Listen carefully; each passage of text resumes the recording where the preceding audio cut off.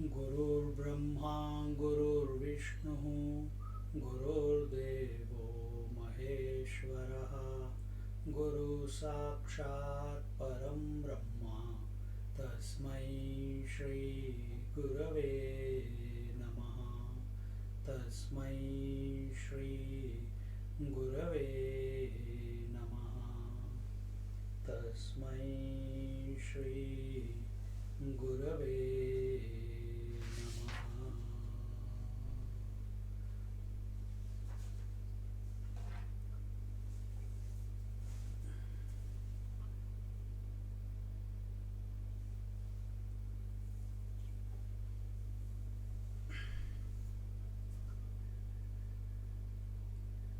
We are all coming here together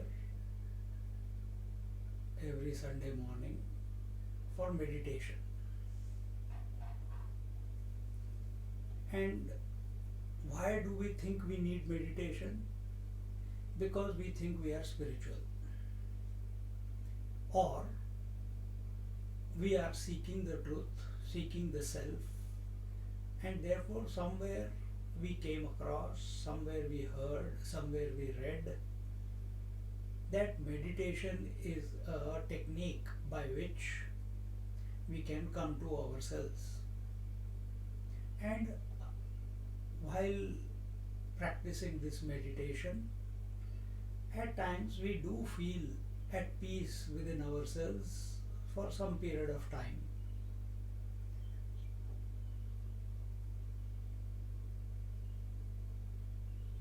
But the question that remains unanswered for us is that we have been trying meditation for so long, we have been practicing meditation for so long, then how come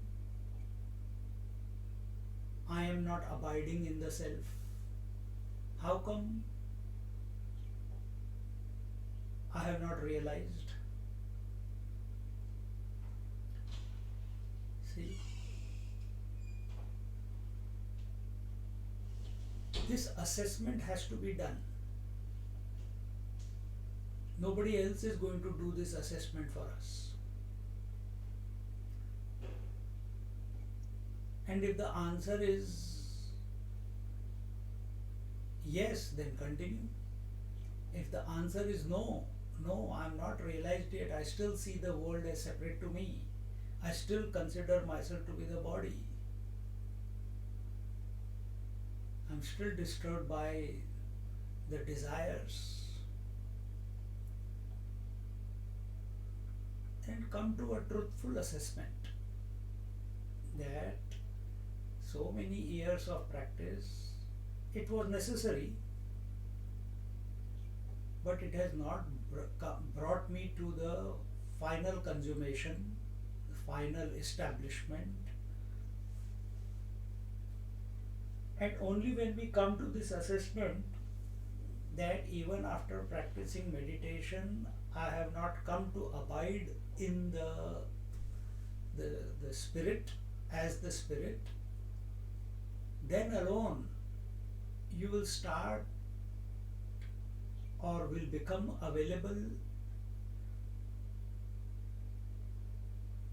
to what else can you do. Because for us, meditation is not happening. We are doing meditation. This is the big problem. We are doing meditation. Do you do blinking of your eyes? Do you do breathing? Do you do hunger? Do you do sleeping? Or sleeping takes over and pulls you towards it? But we, in the name of little bit of knowledge, do meditation. Meditation is not an act. Meditation is a happening. It's an inner pull. I'm saying all this so that we recognize Meditation is an inner pull. Meditation is that poise within ourselves where nothing disturbs us. Meditation is the destination. But what have we made in the name of yoga? Let's go and do meditation. Let's do collective meditation. Let's do, on the top of the mountain, let's do meditation. Let's go to the forest and do meditation. Let's do vipassana and let's do this or let's do that. All that is humbug. It will not lead you to anywhere. We are just running from pillar to post.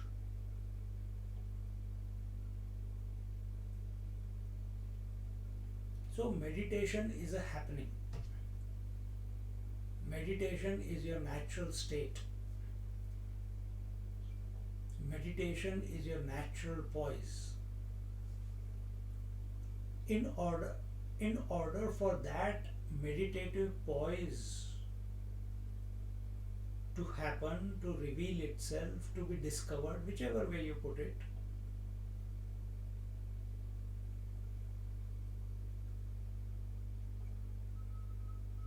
again the question comes in our mind, then what do I have to do to get to that point?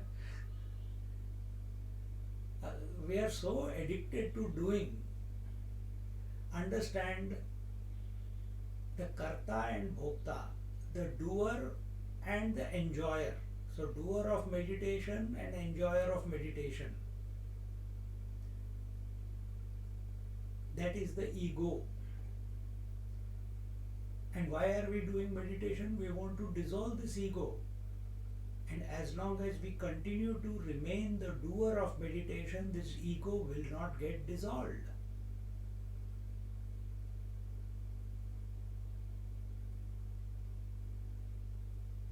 Then now I am at a crossroad. What do I do now if I can't do meditation also?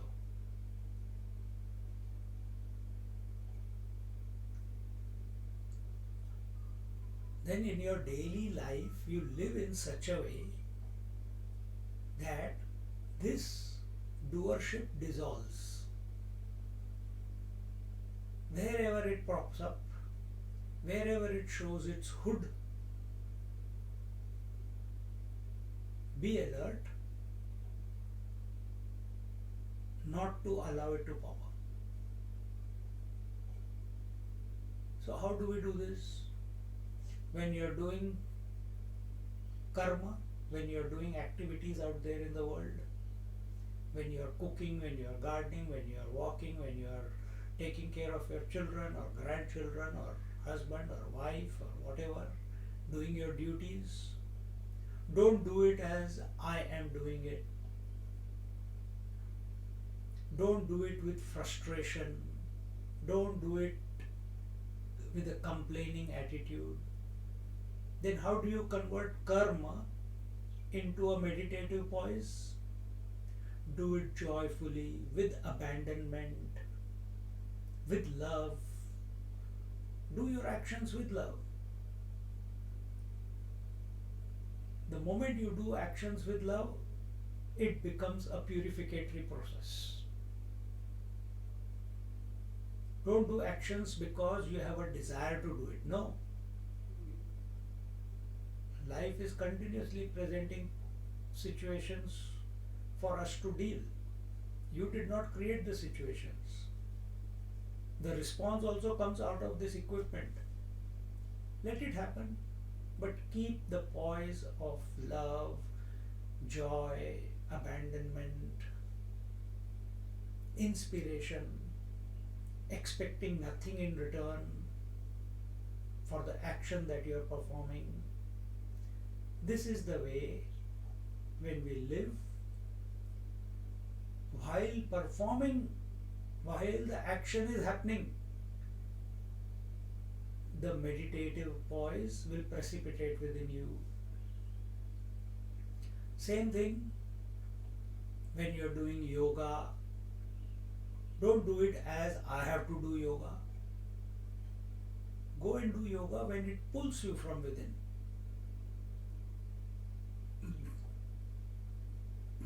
If you find yourself in a bhajan, sing bhajan with joy. Don't compare with other people. Don't try to keep perfecting. No, enjoy the whole process. Sing with abandonment. Sing uh, with joy. Yes. Then, while singing, the meditative poise will precipitate, reveal itself.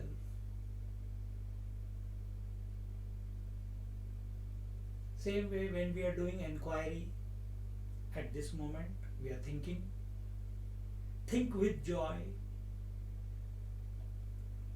Think with this attitude, there is nothing to gain and nothing to lose. Yet the drama is going on. Let's do the inquiry. Mind wants to do the inquiry, let it do the inquiry. It doesn't want to do it all the time. Do it with joy. And what is inquiry? Who am I? Don't become miserable by this question. See the foolishness of asking this question. Who am I? Why am I asking this question? Inquire into it joyfully. Till you come to this point that it is a worthless question. Because when the poise reveals itself, when the poise happens, this question will no longer be important for us. We'll see the foolishness behind it, behind asking these questions. Question, who am I?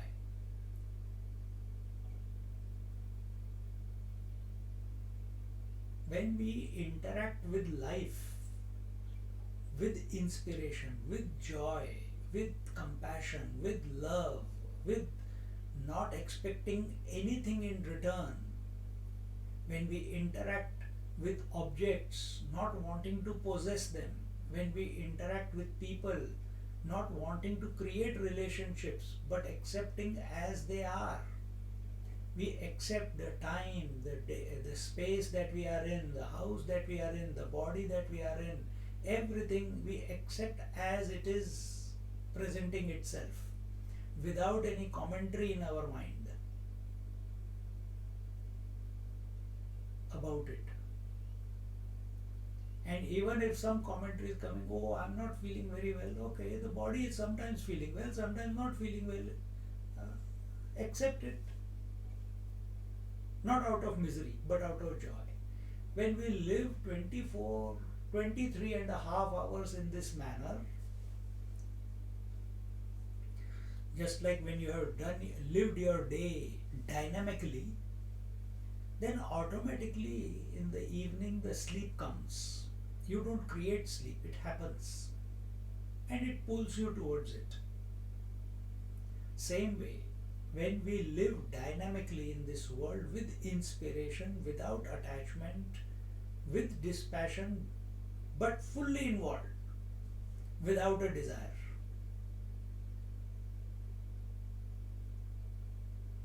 And as we continue living like this, day in and day out, and day in and day out, then the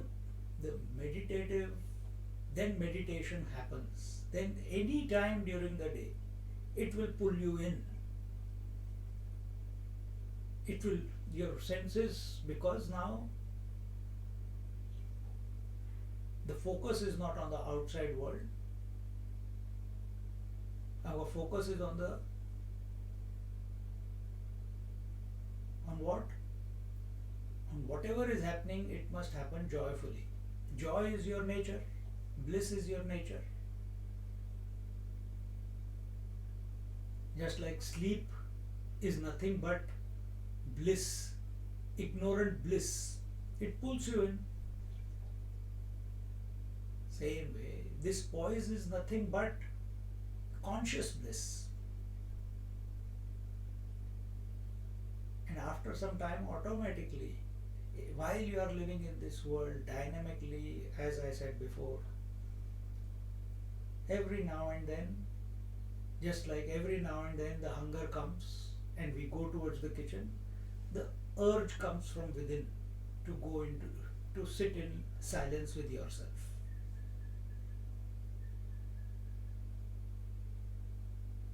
And when that happens as a result of correct living out there in the world,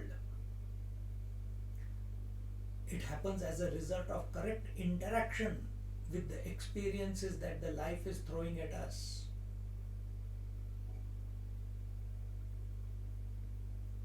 Then even if you don't want to sit in meditation, you will be pulled into meditation.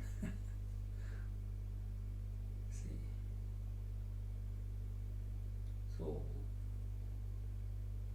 instead, so now what do we do on the seat of meditation now that we are here in the morning? Whatever life is coming to you, some thoughts will be coming to you.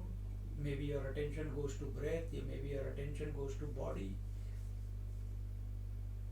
Interact with it joyfully. And at this moment, just ask, who is experiencing all this? I am. Then who am I?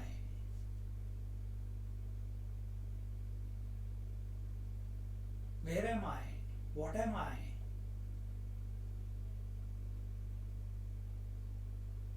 Am I the troubled one or the body is the troubled one?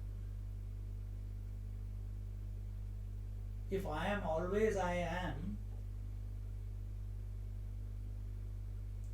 then why am I seeking it? I never stopped being I.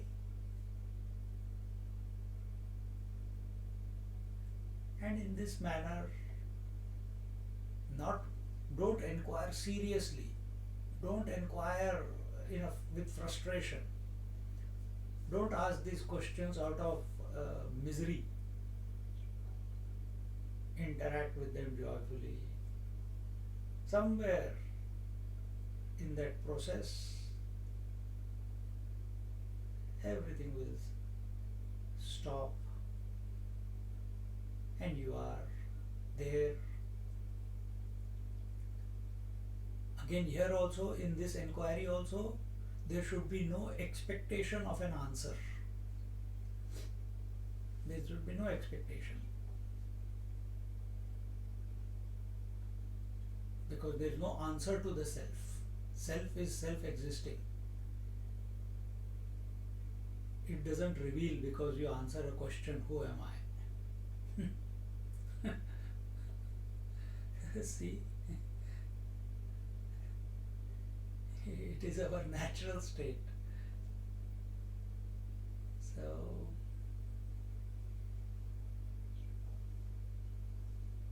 remain aware, remain empty.